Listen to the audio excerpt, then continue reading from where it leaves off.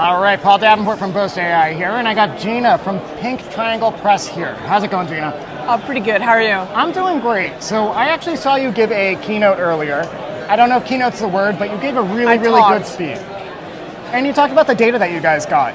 I'd love to hear a little bit more about the report, what you guys are doing here at MIGS, and your goals for the event.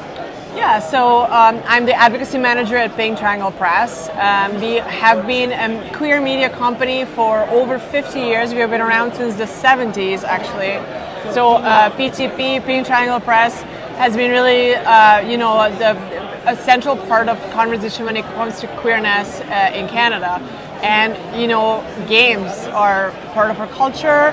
So, of course, we're looking at games as well. We do a lot of research on film, television, streaming services, journalism, and, of course, video games cannot be left out. Absolutely. And we're very happy to share findings here with all the MIGS participants.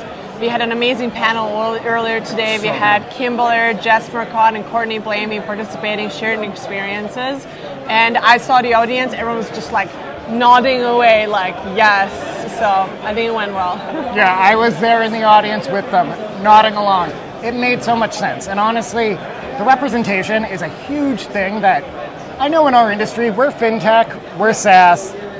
You don't scream from the rooftops your own identity a lot of the time, but I think that a lot more people in our community would if they saw that. And I was just very refreshed to see all what you guys had for all of this. The findings, but also the crew that you brought together too. And in gaming too, there's a unique opportunity to change the narrative a little bit, and I think a lot of what you talked about was the weird representation that has happened in the past versus what we want to get towards. Yeah. And there's definitely, so the numbers are showing that there's progress, especially what's on the screen, but there's still a lot of opportunity for growth, especially when it comes to the nuance, the authenticity of the representation, especially intersectionality. Yes.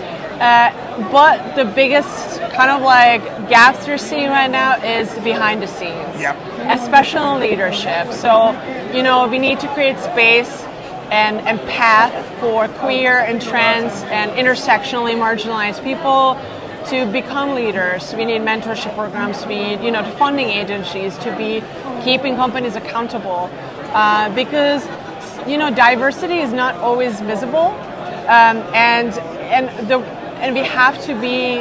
we are responsible for creating games that are reflective of the society now and also the society we want to see. Because this is a responsibility we have. Games are very powerful. And, Canada is a leading country in game development around the world, and people are looking up to us. And we can be also an example when it comes to queer and trans representation in games. Absolutely, and the opportunity is here in Quebec, in Montreal, uniquely too. Funding, on the one hand, it is something that Quebec specifically really supports, and the fact that we have people on the front lines really broadening the horizons of what you would expect to see in that industry is fantastic. And I'm so happy that you guys are making that mission happen. So. My pleasure. Yeah, Gina, I can't thank you enough. Thank you so much. Yeah. Appreciate it.